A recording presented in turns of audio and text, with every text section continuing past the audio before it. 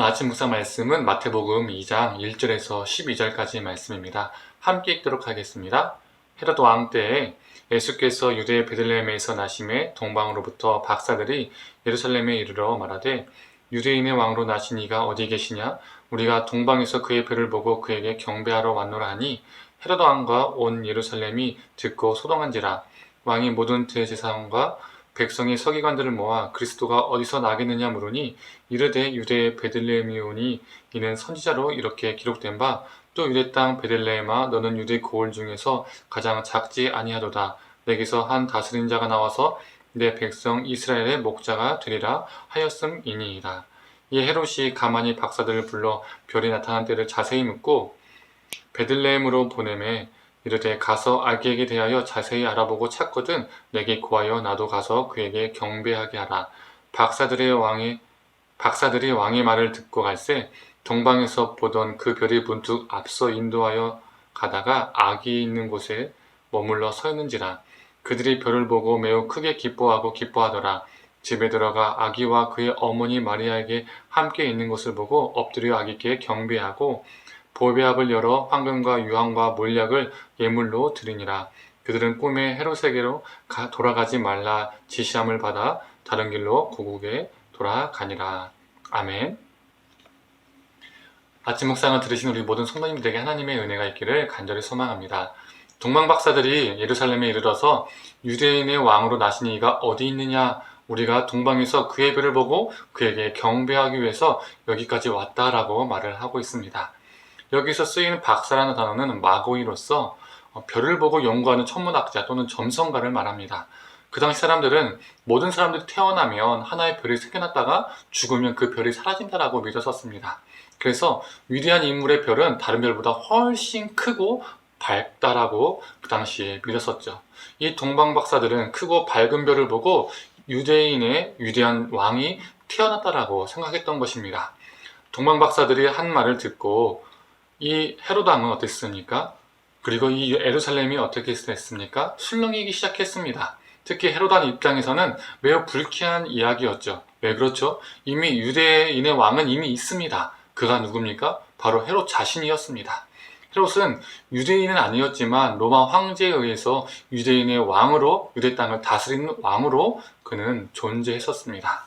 그래서 헤롯은 대제사장들과 서기관들을 긴급하게 소집해서 어디에서 그리스도가 태어나는지 묻게 되었죠. 여기에서 헤롯이 메시아에 대한 이해가 있었다는 것을 알 수 있습니다. 마태복음에서 유대인의 왕이라고 말하는 사람들은 다 이방인들입니다. 오늘 본문에서 동방박사들 그리고 빌라도와 로마 군사들이 예수님을 향해서 유대인의 왕이라고 표현을 합니다. 그들은 성경과 메시아에 대한 이해가 없었기 때문에 유대인의 왕이라고 표현했던 것이죠. 그런데 헤롯이 그리스도라고 표현했다는 것은 어느 정도 성경과 메시아에 대한 이해가 있었음을 우리는 엿볼 수 있습니다. 헤롯의 질문에 이 종교 지도자들은 아기 예수가 어디에서 태어났는지를 말해줍니다. 베들레헴이라고 말을 하죠. 미가서에서 근거하여 그들은 대답을 한 것입니다. 그들은 종교 지도자들이었기 때문에 어느 누구보다 성경에 대한 완벽한 이해를 가진 자였음을 알 수가 있습니다. 여튼 동방박사들은 베들레헴으로 가서 아기 예수를 만나고 아기 예수께 경배를 합니다. 여기까지 오늘 본문의 이야기입니다. 여기서 우리는 어떠한 메시지를 엿볼 수 있을까요? 성경에 대해서 어느 정도 이해를 가지고 있던 헤롯은 자신의 권세와 이 자리를 지키기 위해서 아기 예수를 죽이고자 했던 사람이었습니다. 또한 유대인으로서 성경에 대해서 어느 누구보다 지식이 풍부했던 유대 종교 지도자들은 자신들의 의와 자신들이 만들어 놓은 전통들을 지키기 위해서 예수의 사역을 반대하고 예수의 대적이 되었으며 예수를 십자가에 못 박는 데 큰 일조를 했던 사람들이었습니다. 즉 하나님을 가장 사랑할 것 같은 자들이 하나님이 이 땅에 찾아오심에 대해서는 관심이 없고 오히려 거부하고 경배하지 않았던 것이죠. 반면 이방인이었던 동방박사들은 예수님을 찾았고 예수님께 나아가 경배를 드렸습니다. 우리도 종교 지도자와 같을 수도 있습니다. 성탄하면 가장 에너지를 쏟는 것이 성탄 공연을 준비하는 것이고 성탄하면 가장 기억에 남는 것이 아이들의 공연일 수도 있습니다. 성탄하면 자녀의 선물, 연인의 선물을 준비하는데 정성을 쏟을 수도 있습니다. 여기에 우리 신경과 관심이 다 쏟아져서 성탄의 진정한 의미에 대해서는 뜨뜻미지근할 수도 있습니다. 또한 예수가 나의 왕이라고 말하지만 실제로는 다른 것이 나의 왕일 수도 있습니다.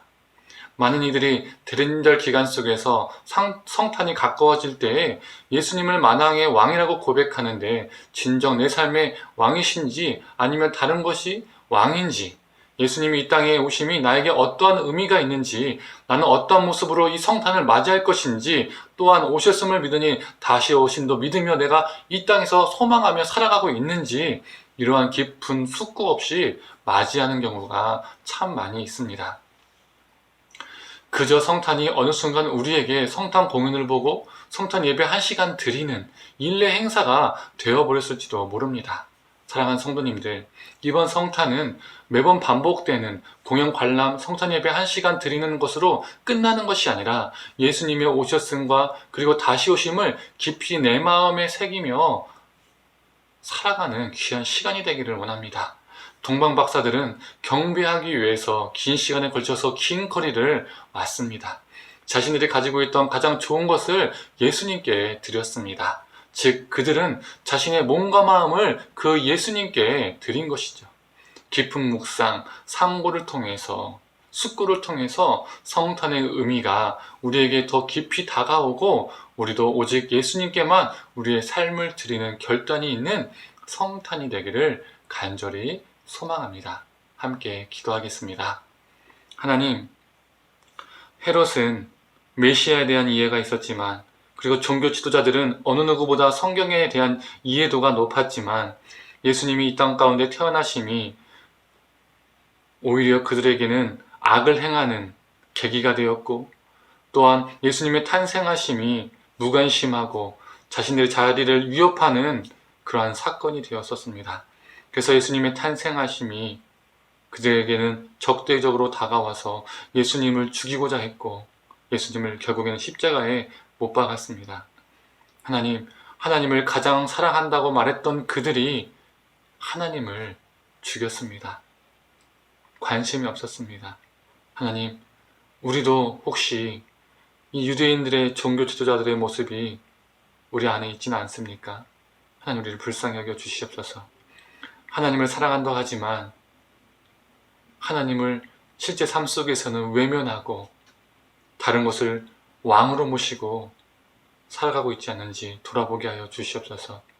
하나님, 이 대림절 기간 얼마 남지 않았지만 예수님의 오셨음을, 이 성탄을 우리가 기다리면서 우리가 다른 것에, 부차적인 것에 너무나 우리의 시간과 생각과 모든 것들을 쏟고 있지 않은지 돌아보게 하여 주시고, 예수님의 오셨음과 예수님의 다시 오심을, 그리고 2000년 전에 이 땅에 오셔서 우리를 구원하신 그 사건을 우리가 더 깊이 상고하고 묵상하고 우리 심령 가운데 깊이 새기는 시간이 되게 하여 주시옵소서.